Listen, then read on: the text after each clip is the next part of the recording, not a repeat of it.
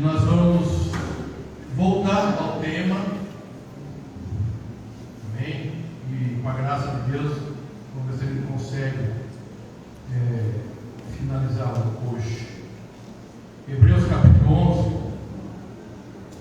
diz assim: ora, a fé é a certeza daquilo que esperamos e a prova das coisas que não vemos, pois foi por meio dela que os antigos receberam bom testemunho. Pela fé entendemos que o universo foi formado pela palavra de Deus, de modo que aquilo que se vê não foi feito do que é visível. Pela fé, Abel ofereceu a Deus um sacrifício superior ao de Caim. Pela fé, ele foi reconhecido como justo quando Deus aprovou as suas ofertas. Embora esteja morto, por meio da fé ainda fala. Pela fé, Enoque foi arrebatado de modo que não experimentou a morte e já não foi encontrado, porque Deus o havia arrebatado. Pois antes de ser arrebatado, recebeu o testemunho de que tinha agradado a Deus. Sem fé é impossível agradar a Deus, pois quem dele se aproxima precisa crer que ele existe e que recompensa aqueles que o buscam. Deixa eu repetir esse versículo 6. Sem fé é impossível agradar a Deus, pois quem dele se aproxima precisa crer que ele existe e que recompensa aqueles que o buscam. Há uma versão que diz que ele é galardoador daquele que o busca. Pela fé, Noé, quando avisado a respeito de coisas que ainda não se viam, movido por santo temor, construiu uma arca para salvar sua família. Por meio da fé, ele condenou o mundo, tornou-se herdeiro da justiça, que é segundo a fé. Pela fé, Abraão, quando chamado, obedeceu e dirigiu-se a um lugar que mais tarde receberia como herança, embora não soubesse para onde estava indo. Pela fé, peregrinou na terra prometida, como se estivesse em terra estranha. Viveu em tendas, bem como Isaac e Jacó, co-herdeiros da mesma promessa, pois ele esperava a cidade que tem alicerces, cujo arquiteto e edificador é Deus. Pela fé, Abraão e também a própria Sara, apesar de estéril e avançada em idade, recebeu o poder para gerar um filho, porque considerou fiel aquele que havia feito a promessa. Assim, daquele homem sem vitalidade, originaram-se descendentes tão numerosos como a estrela do céu e tão incontáveis como a areia da praia do mar. Amém? Glória a Deus. Bom, no domingo passado, nós ministramos aqui, compartilhando com os irmãos, apresentando à luz da palavra de Deus a fé como um fundamento, amém? Como um fundamento do nosso viver cristão. Nós citamos aqui Abacuque, que o justo viverá pela fé. E meditando nesse texto, nós voltamos até alguns versículos do capítulo 10 para mostrar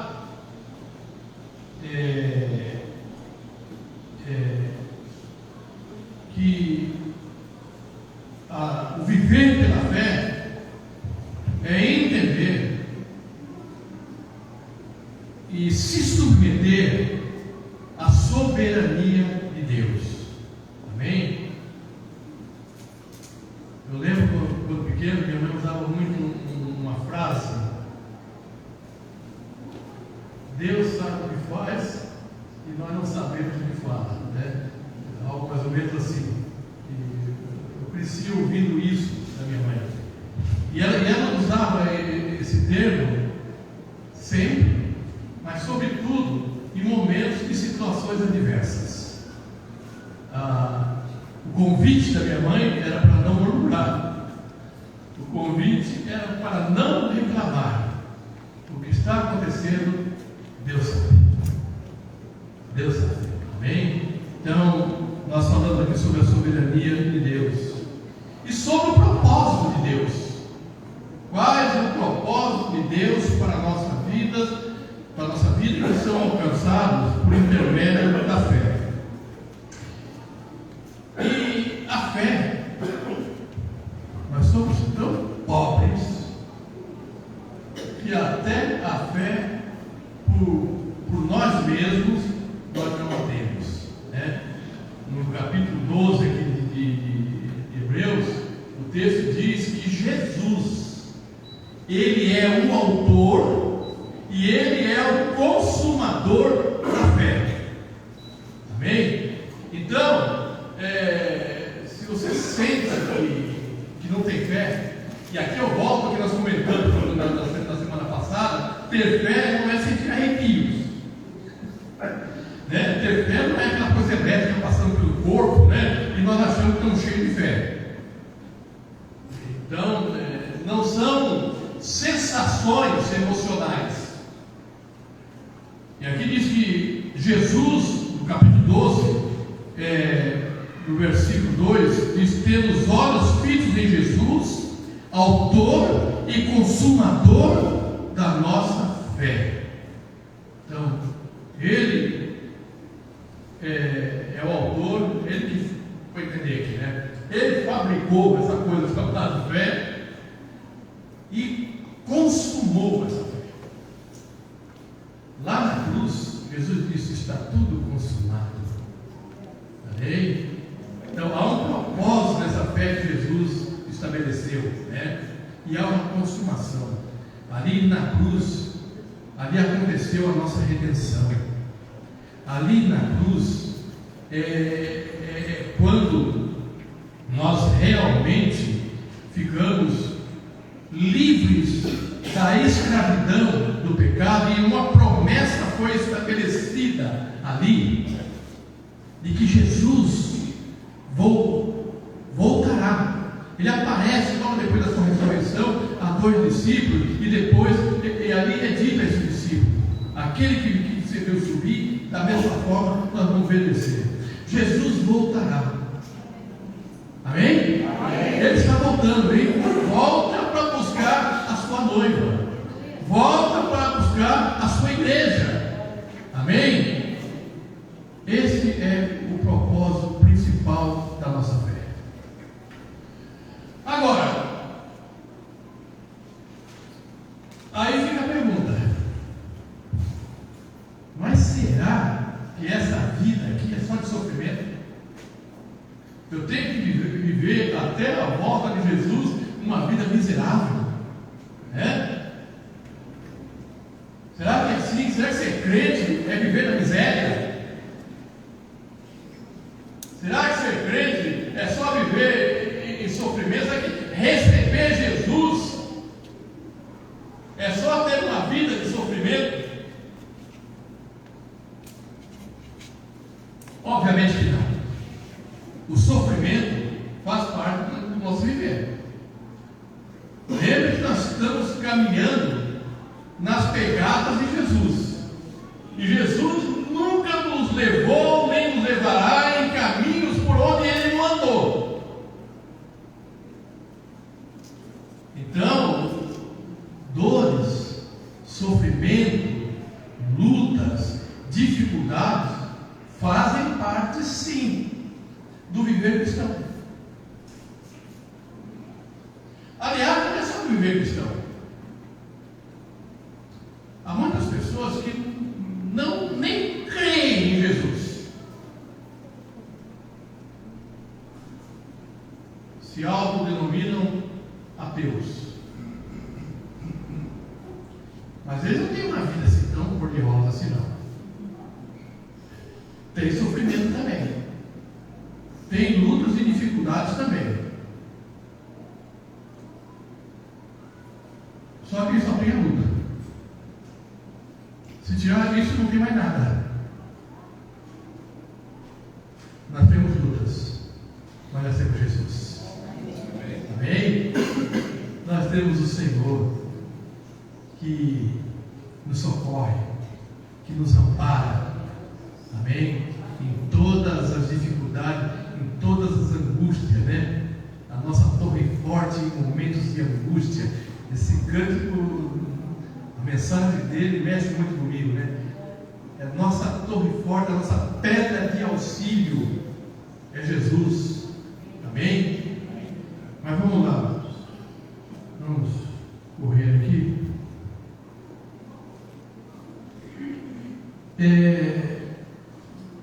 Esse texto aqui de 11, em Hebreus, quando diz que a fé é a certeza daquilo que esperamos e a prova das coisas que não vemos, nós já ministramos aqui, né, o real sentido dessa frase, e as pessoas muitas vezes usam essa frase de forma distorcida, como uma autorização para que a gente reivindique tudo. Ele pega esse texto para dizer o seguinte: eu tenho a esperança de ter um carro, eu tenho a esperança de ter aquela casa desejada na praia, eu tenho a esperança de prosperidade, de ser rico, e a palavra de Deus diz aqui que pela fé eu posso reivindicar essas coisas que eu não vejo. E nós já mostramos aqui à luz da palavra de Deus que o texto não quer dizer isso. O texto que está falando de esperança para pós essa vida. É isso que o texto está falando. Mas há outros textos que aí sim falam de uma prosperidade já nessa existência aqui. Já que Deus quer e ama a prosperidade dos seus filhos.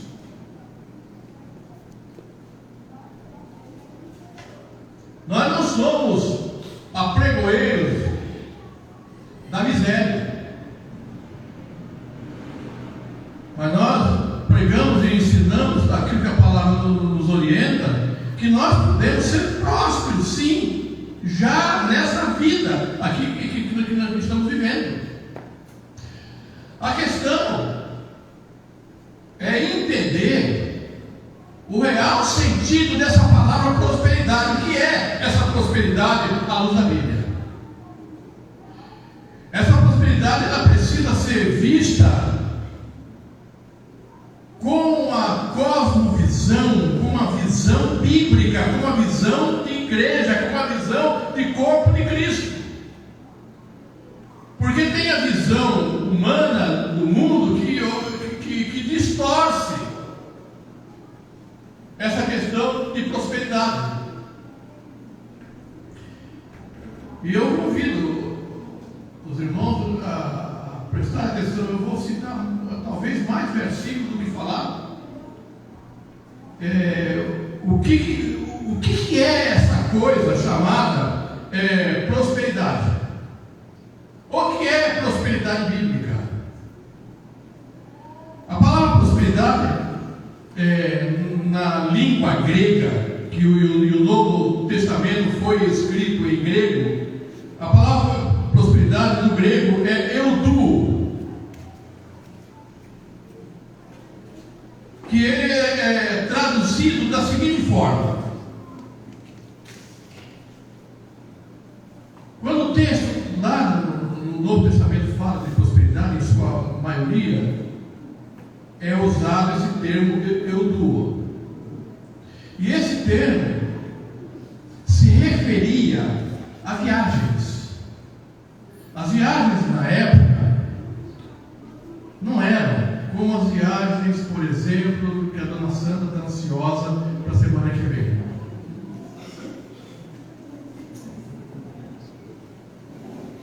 Não é, dona Sandra? Viagem de lazer, né? Uma semana na praia, uma semana na montanha, né? E hoje a nossa ideia de viagem é essa.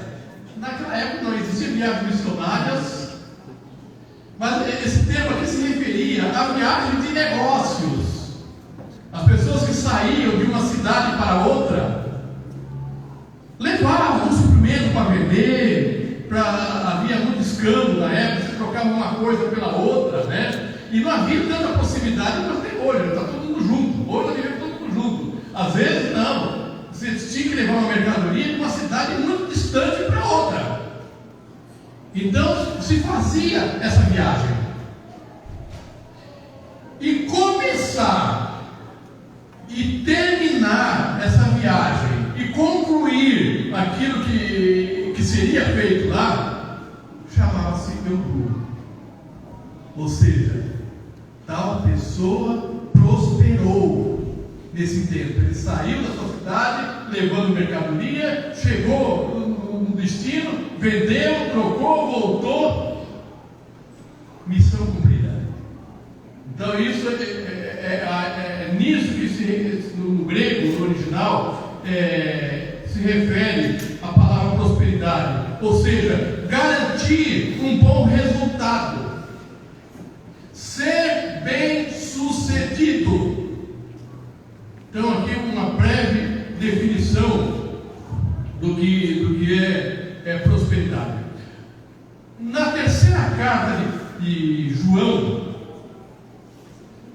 nos primeiros versículos, essa carta ele está enviando para um amigo chamado Gaio, e ele inicia essa carta dizendo o seguinte: amado, oro para que você tenha boa saúde e tudo lhe corra bem, assim como vai bem a sua alma. Aqui, amado, oro para que você tenha boa saúde e tudo lhe corra bem. Esse tudo lhe corra bem também, em algumas versões, que você prospere, que você tenha prosperidade, assim como vai bem a sua alma. Deixa eu tentar explicar melhor esse versículo. Amado, ele dizendo para Gaio: amado, oro para que você tenha boa saúde e tenha prosperidade, assim como a sua alma prospera. Então, para entender melhor o que João está dizendo aqui, é isso: que você tenha prosperidade, assim como a sua alma prospera. E dentro dessa perspectiva, analisando esse texto, prosperar, portanto, não é somente ter necessidades materiais supridas. Não é só isso que significa ser próspero. Mas prosperar na vida espiritual, na vida ministerial, na vida familiar, na saúde e no trabalho. Quantas famílias não são destruídas porque o marido ou a esposa mergulham no trabalho, e esquece do lar, esquece da esposa, esquece dos filhos, porque a sua meta é ficar rico, é conquistar, é ter as coisas, e chama isso de prosperidade a custo até da sua família. Hoje pessoas abandonam o lar porque ele diz que ele precisa ser feliz. E ele vai à busca da sua felicidade, não se importando que deixou para trás uma mulher que sofre, deixando para trás filhos que sofrem. Mas ele tem uma carreira, ele tem que buscar a felicidade dele. Então, ser próspero não é prosperar materialmente. Primeiramente, essa prosperidade ela precisa ser interior, uma alma próspera. Porque quando a pessoa tem uma alma próspera, essa prosperidade na alma vai reverberar em tudo à sua volta. Ele vai ter um relacionamento familiar próspero. Ele vai ter uma saúde próspera, porque quem se envereda por esse caminho de prosperidade, de riqueza a todo custo, acaba crescendo. Nós vivemos história, aonde o flagelo da nossa sociedade é a depressão.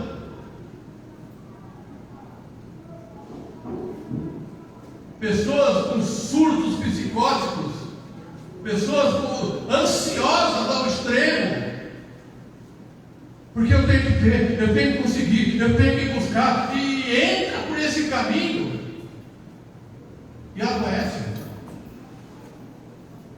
E João fala para Gaio: amado, ora para que você tenha boa saúde, que tudo lhe corra bem. Agora, de que forma? Assim como vai bem a sua alma. Ou seja, tudo isso é reflexo da sua alma sã, da sua alma curada. Deus quer que prosperemos. É desejo de Deus que nós prosperemos. Nós desejamos isso.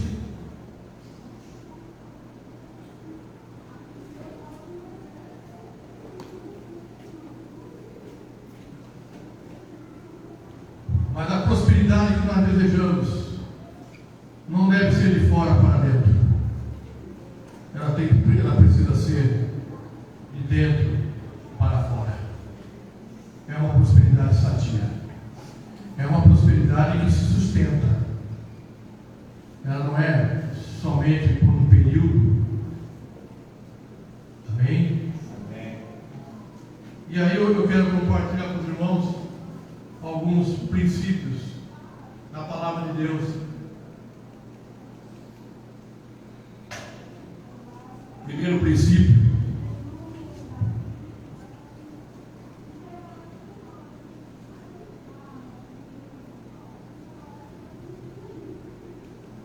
abre Mateus capítulo 6.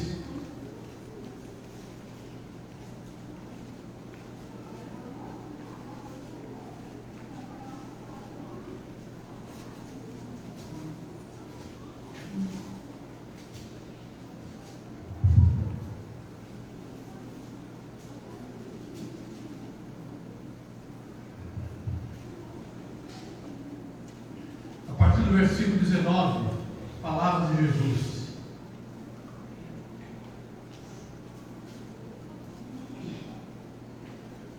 Não acumulem para vocês tesouro na terra, onde a traça e a ferrugem destroem, e onde os ladrões arrombam e furtam.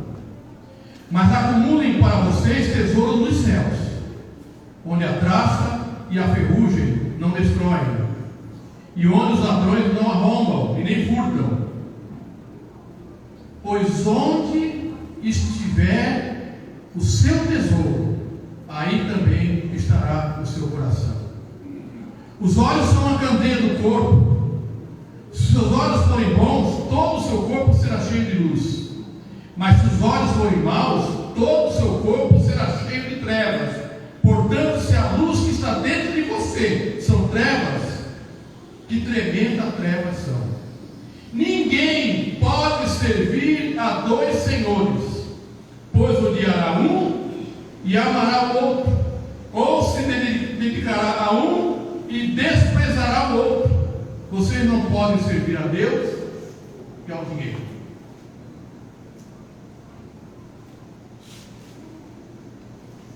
O dinheiro não foi feito para que nós observamos. O dinheiro foi feito para que ele nos sirva. Mas nós vivemos uma época, uma fase na sociedade onde o dinheiro tornou-se Senhor. Ele direciona, ele determina as ações, as atitudes, muitas vezes até desonestas, indevidas.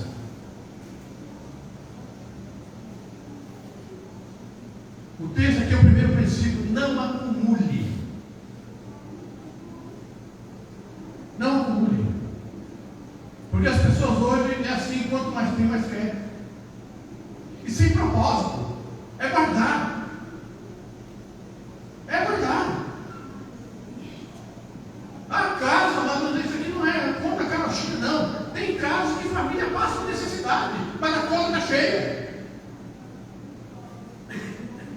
A conta está cheia.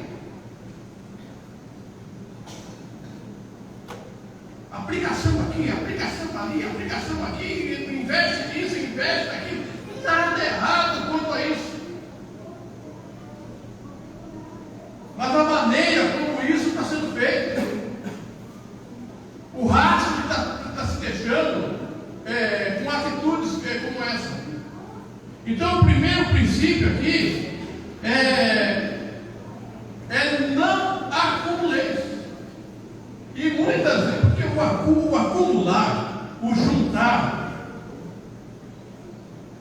sem propósito, eu vou repetir sem propósito, porque às vezes você quer comprar uma casa e você não tem dinheiro para pagar à vista. É sábio até, ao invés de entrar aí num financiamento absurdo, bate. Eu fui aqui na casa, de repente é um forno micro-ondas, né? Às vezes a pessoa compra lá um forno micro-ondas, em 80 prestações e paga 5 micro-ondas, né? Fica aí anos pagando aquilo ali. Se ele juntar por alguns menor tempo aí, ele compra à vista. E ela negocia o valor dos pontos, né? Então isso é sabedoria. Há um propósito nisso. Mas pessoas guardam para acumular.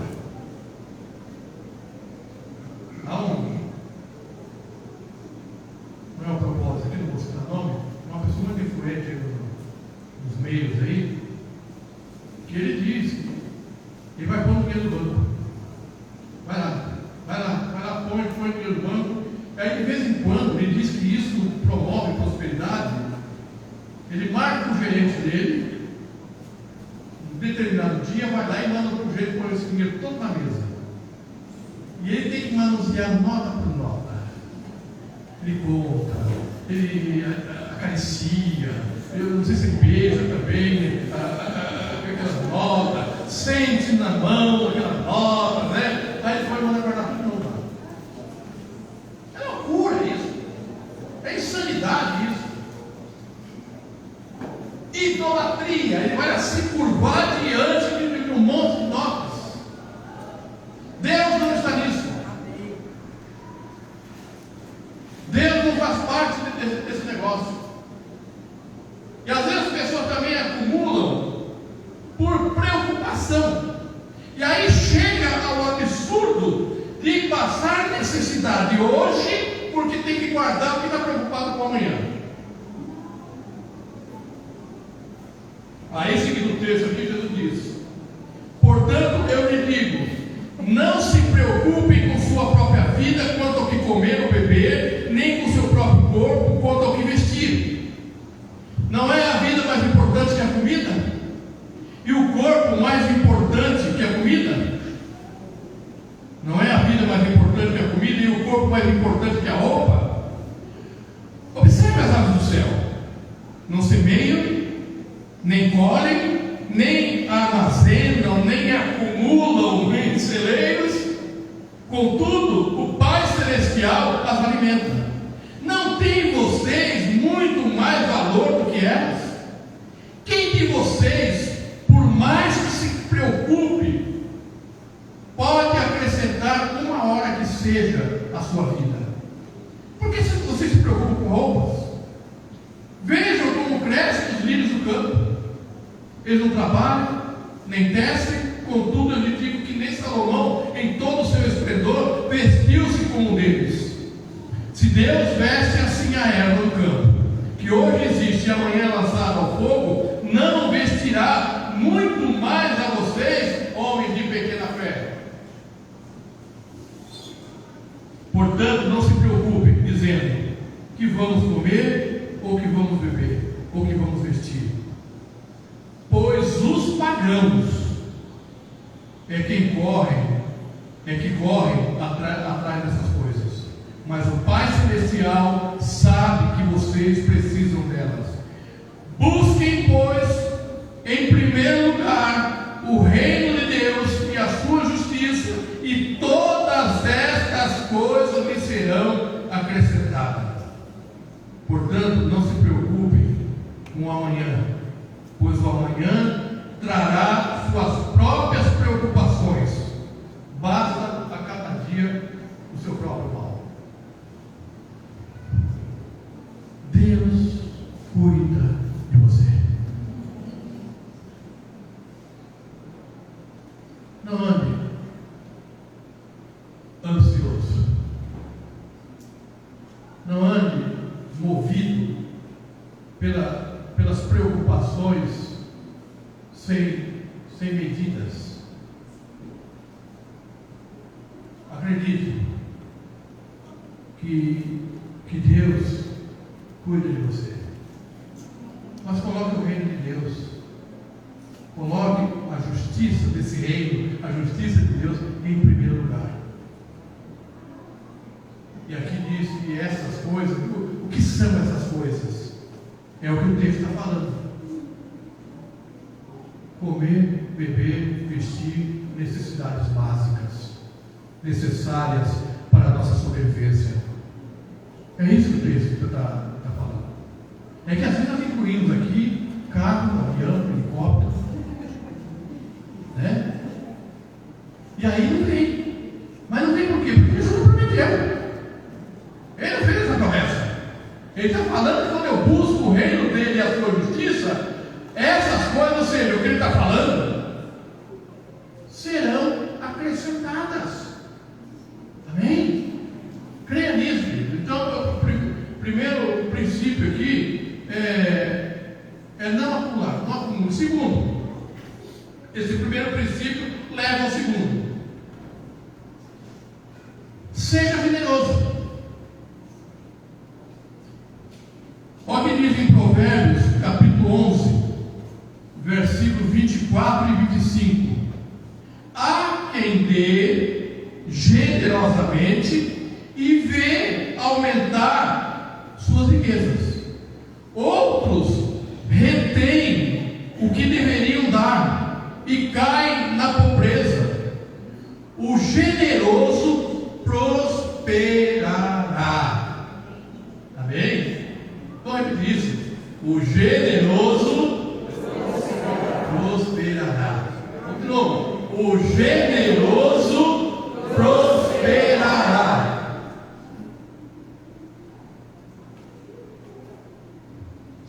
Em Eclesiastes, aqui é capítulo 11, versículo, os primeiros versículos ali, diz assim: lança o teu pão sobre as águas, porque depois de muitos dias você vai encontrar. Está falando de generosidade. Não tenha só para si. Não tenha só para si. Seja generoso.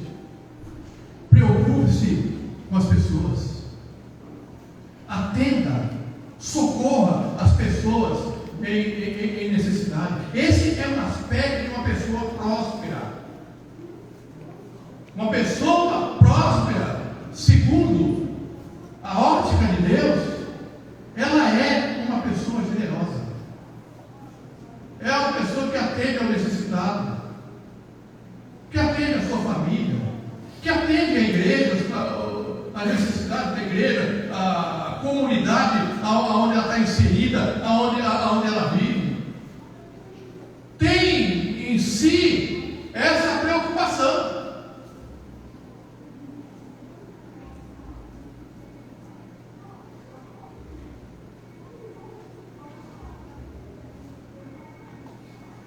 Não acumuleis, seja generoso e seja diligente.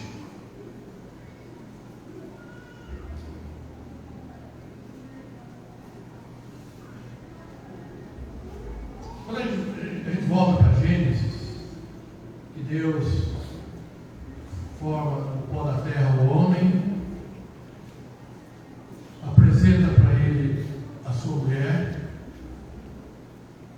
e a Bíblia diz que colocou ambos no jardim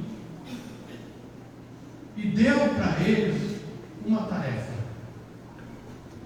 cuidar desse jardim, trabalho.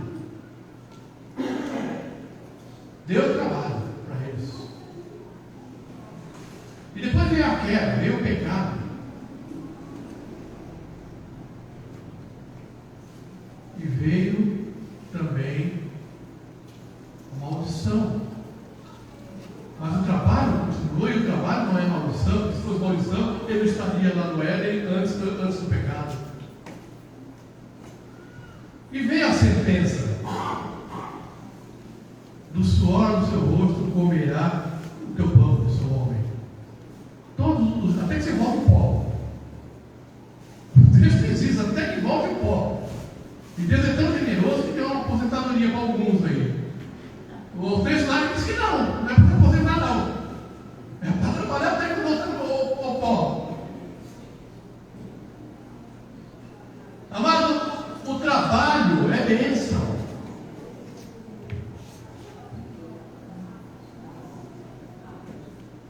E quem quer ser próspero precisa trabalhar. Quem quer prosperar financeiramente, quer trazer uma prosperidade para a sua família, não pode ser ocioso, não pode ser preguiçoso. Tem que arregaçar mangas. O Salmo 128 traz um monte de bênção. Olha o que diz assim: como é feliz quem teme o Senhor, quem anda em seus caminhos. E o 2 diz assim: você comerá do fruto do seu trabalho e será feliz e próspero.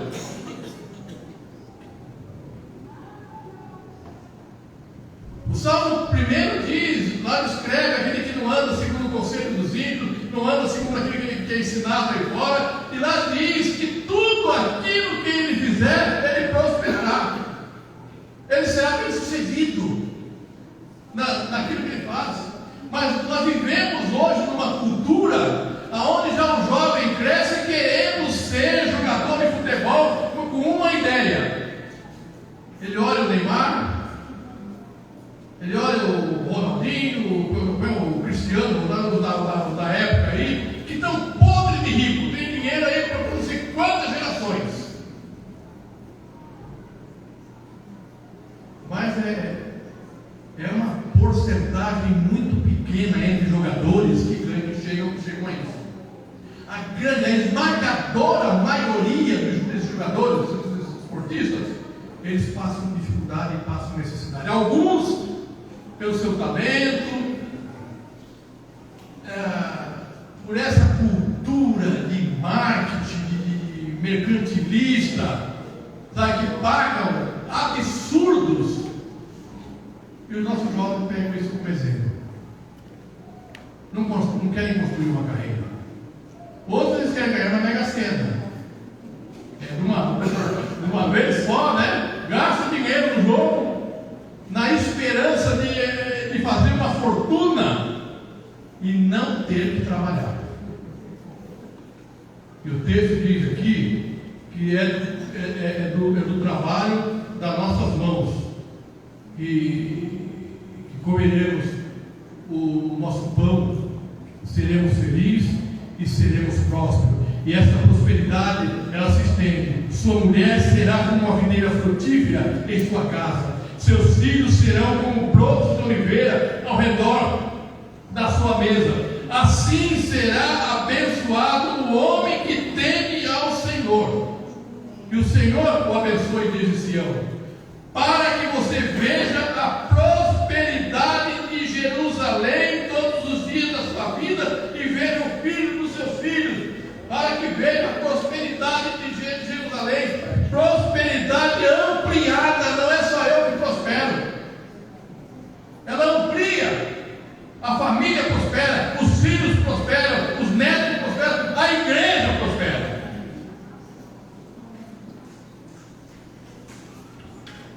Então, seja dirigente.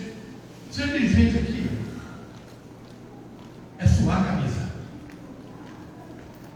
Para ficar mais fácil, né? Ser dirigente aqui é criar calo na mão, é perder noite de sono,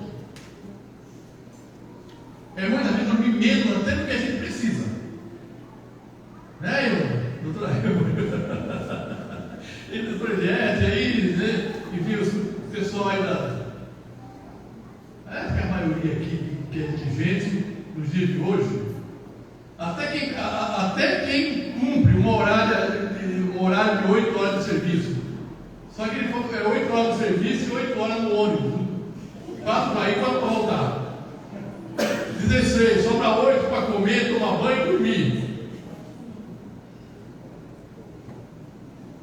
Diligência no trabalho.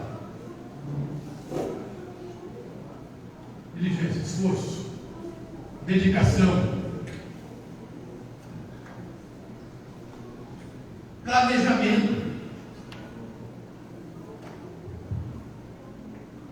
para que conclua uma carreira. Aqui, planejamento e conclusão. O que isso acontece? Sabe por que muita gente não prospera? Porque ele está com 66 anos, é a minha idade, e ele não sabe ainda o que quer ser na vida. Tem pessoas assim? Rapaz, eu estou fazendo um curso de encanador, né? Daqui 3 meses você encontra ele é pedreiro. Mas terminou, não terminei. Eu cheguei à conclusão que o meu negócio é outro. Aí já você procura ele, não, agora sou vendedor. Eu tenho talento para venda. Deus me mostrou. Deus me mostrou que eu tenho talento para venda. E o tempo passa. A vida vai passando. A fila vai andando. O trem vai embora, o metrô não espera. E ele está aí ainda procurando o que ele vai ser na vida. Não prospera, não termina, não conclui aquilo que iniciou. Vai deixando rastros ao longo da vida. E sempre choramingando, sempre chorando.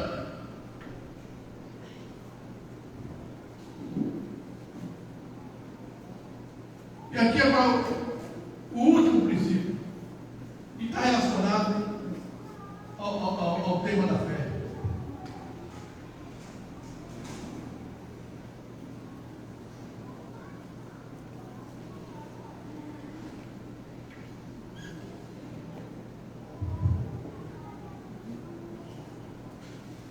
Eu não marquei o texto aqui, mas eu acho, penso que é. 1 Timóteo capítulo 6 diz assim: é orgulhoso, o versículo 4, é orgulhoso, antes da pretensão, agora vai ficar sem compreensão. A partir do versículo 3, 6 de 1 Timóteo, versículo 3: se alguém ensina falsas doutrinas e não concorda com a sã doutrina do nosso Senhor Jesus Cristo, e com o ensino que é segundo a piedade, é orgulhoso e nada entende. Esse tal mostra um interesse doentio por controvérsias e contendas acerca de palavras que resultam em inveja, brigas, difamações, suspeitas malignas e atritos constantes entre aqueles que têm a mente corrompida e que são privados da verdade, os quais pensam que a piedade é fonte de lucro. De fato, a piedade com contentamento é grande fonte de lucro, pois nada trouxemos para esse mundo e dele nada podemos levar. Por isso, tendo o que comer e com que vestir-nos, estejamos com isso satisfeitos. Os que querem ficar ricos caem em tentação, em armadilhas e em muitos desejos descontrolados, nocivos, que levam os homens a mergulhar na ruína e destruição.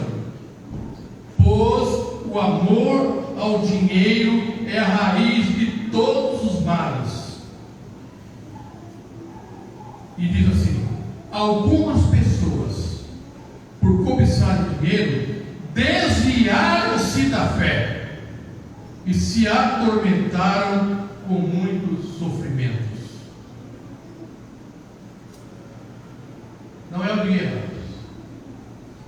mas o amor ao dinheiro.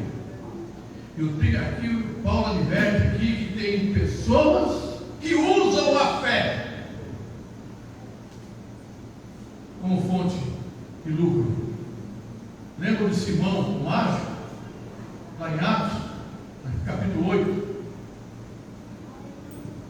acho que é 8,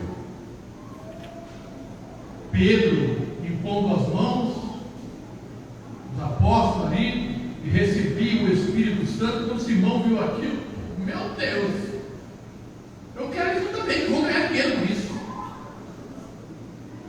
Eu vou ganhar dinheiro com isso. E ele é duramente repreendido ali pelos apóstolos. Então, nós não podemos usar a piedade, nós não podemos usar a fé, a nossa fé, para ficar rico.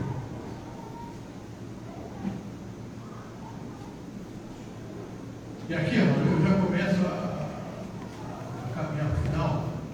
É assim, aqui fala de contentamento. Lá na sua carta aos Filipenses, Paulo fala o seguinte: eu aprendi. Guarda esse verbo. Eu aprendi a viver em dificuldade e a viver em abundância. Sei ter fartura, aprendi a passar fome também. Isso chama-se contentar-se. Contentar-se com aquilo não é comodismo, é gratidão. Esse contentamento, eu estou contente com aquilo que Deus me dá. Eu me esforço, eu trabalho, eu me dedico, eu sou diligente em tudo aquilo que eu faço. Eu busco o reino de Deus em primeiro lugar, tenho buscado isso. E Deus tem me dado, talvez não é aquilo que eu esperava, que eu tanto almejei.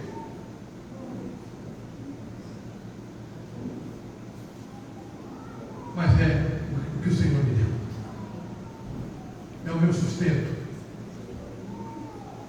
É a minha provisão.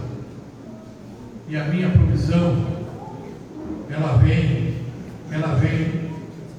do Senhor. Não coloque a esperança nas riquezas. Não coloque a sua esperança naquilo que o dinheiro pode dar.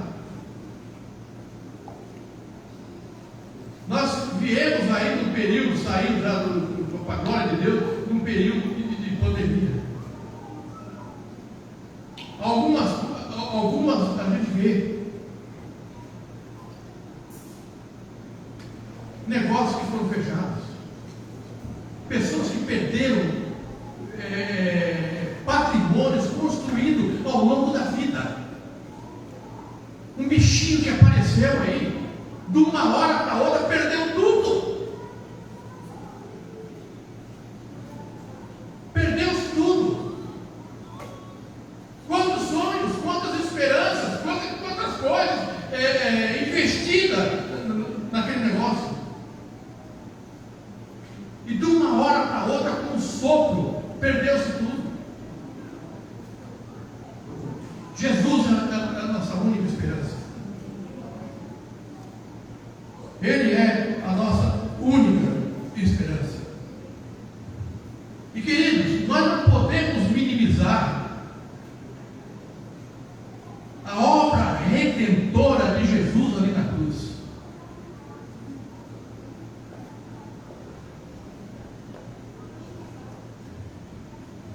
Se a ideia de Jesus ou do Pai fosse nos fazer ficar rico, para isso ele não precisaria enviar o seu filho. É tornar muito pequeno aquilo que Jesus fez. E aí eu volto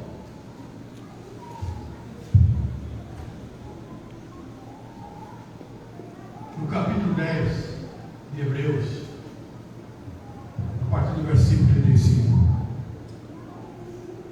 Por isso não abram mão da confiança que vocês têm. Ela será ricamente recompensada. Vocês precisam perseverar, de modo que quando tiverem feito a vontade de Deus, recebam o que Ele prometeu.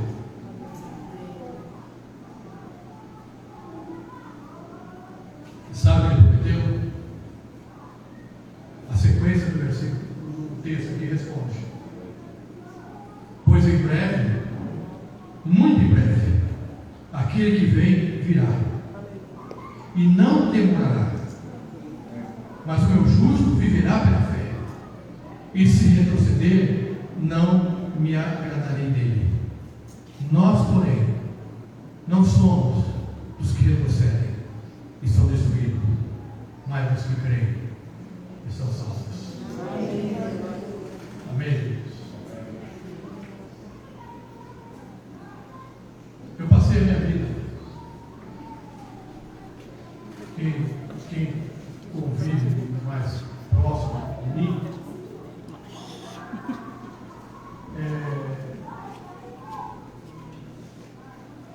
eu tenho, desde 14 anos de idade, trabalho no ramo de hotelaria. E o meu sonho, que eu acalentei por muitos anos, foi ter meu próprio negócio. Abri meu restaurante, fiz algumas tentativas, descobri uma coisa: eu sei cozinhar, mas não sei administrar.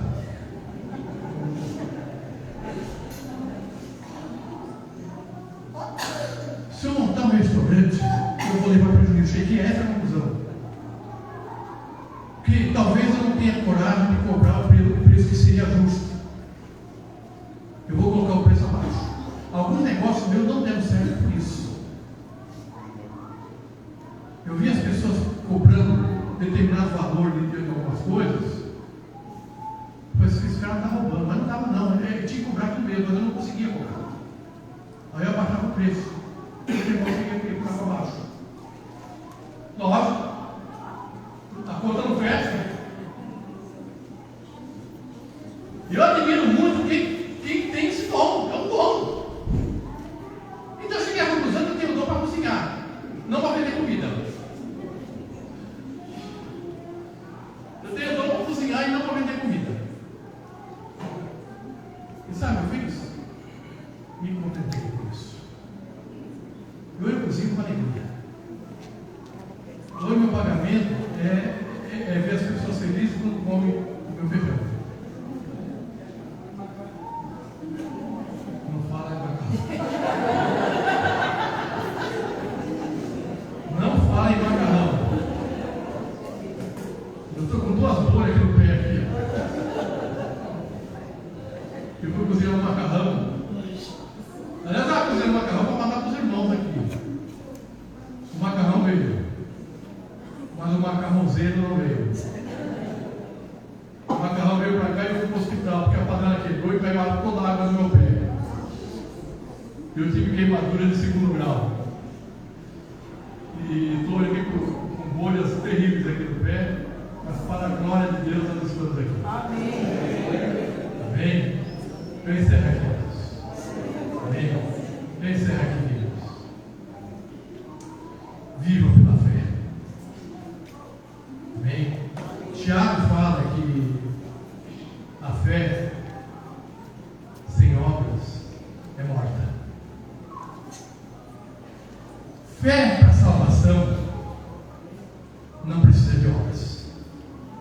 A obra redentora para a salvação, Jesus já fez por mim e já fez por você. Então nós precisamos crer que aquilo que Jesus fez lá na cruz foi por meu favor, foi em meu favor. Ele fez tudo, não há nada mais que eu posso fazer. Eu posso dar a minha vida aqui, nada vai acontecer, porque Jesus já fez. Amém?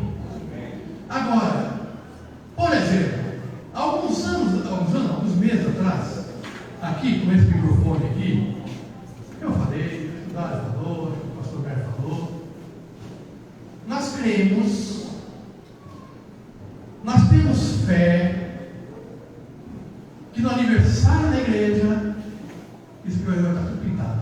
Amém. Eu falei isso e me arrependi. Falei, meu pai, o que eu fui falar? O que eu fui falar, né? Você lembra disso? Sim. Sábado agora, nós vamos comemorar aqui o aniversário da igreja. E para ser justo, vamos lá. A Jéssica falou que o aniversário foi ontem. E esse processo aqui terminou ontem. Amém? No aniversário é dele. Mas sabe, isso nós aqui colocamos a nossa fé em ação. Mas se você não contribuísse, se os irmãos não viessem aqui, veja essa semana aqui, os irmãos aqui, eles saem aqui depois da meia-noite. Trabalhou o dia todo, a semana inteira. Os trabalhos da semana aqui foram cancelados. Aí a gente entra ali, que emoção, que emoção, que a igreja, e emociona mesmo, porque eu cheguei, eu vim passar aqui, fiquei paralisado ali, eu não tinha visto esse prova. Teve trabalho, muito trabalho, teve obras, teve fé e teve obras. Creia que o Senhor cuida de você. Amém? Creia. E por você, e uma vez que você crê, arregaça as mangas. Vá lutar. O Senhor é com você. Amém? E quando tudo isso aqui findar, não vá pensar que quando tudo isso aqui findar, não tem trabalho. Eu não acredito em ficar andando, rodando que nem um giro no céu sem fazer nada. Nós teremos atividades. Quando Jesus voltar, Ele vai nos levar ao projeto original no Éden antes da queda. E no projeto original antes da queda havia trabalho. Só que nós não vamos trabalhar para comer, que o Senhor vai nos alimentar. Nós vamos trabalhar, que o trabalho é bênção e faz parte do nosso viver.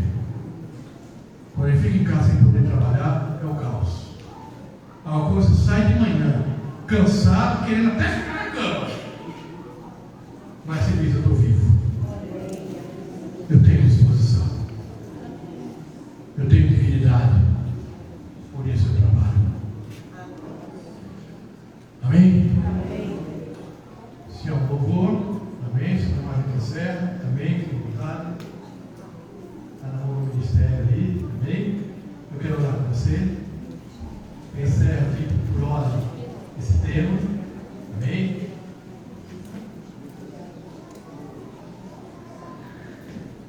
Aleluia. Pai querido, em nome de Jesus, Senhor, aí está a tua palavra que nós ministramos nesses 2 domingos,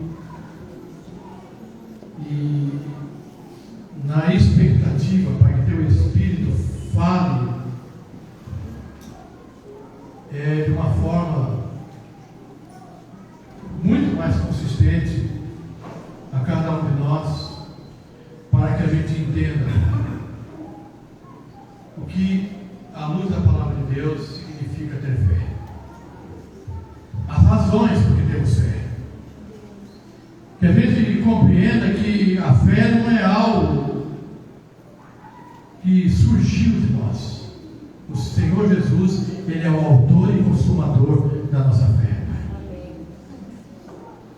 E nessa amplitude da fé, nós primeiramente cremos, Pai, que pela fé nós fomos salvos em Jesus, na obra redentora realizada ali na cruz. Eu não tive que trabalhar por isso, eu não tenho que trabalhar por isso, não há nada que eu poderia fazer ou que eu possa fazer para salvar a mim mesmo, até porque Jesus fez tudo por mim. A obra da fé para a salvação, Jesus realizou. Mas, Senhor, o Senhor nos salvou, nos trouxe para o seio do seu amor, e nós vivemos por fé até a sua volta, Pai. E essa fé agora para viver para enfrentar os nossos dias, ela necessita ser acompanhada de esforços, de diligência. Ó Deus, de contentamento, de gratidão, buscando a cada dia primeiramente o Teu reino e a Tua justiça, e crendo, Senhor, que o Senhor nos dará os recursos para vivermos. Ó Deus, que haja, Senhor, em cada um de nós, Pai, prosperidade, Senhor, externa, mas prosperidade a partir da prosperidade do coração, a prosperidade na alma, e essa, Senhor, venha alcançar todos os setores da vida na qual nós estamos inseridos, Pai. Nos ensina, Senhor, a viver com contentamento, Pai. Se tivermos o que comer, o que vestir, estejamos nós, por isso, agradecidos. E, Senhor, eu declaro aqui, Senhor, em nome de Jesus,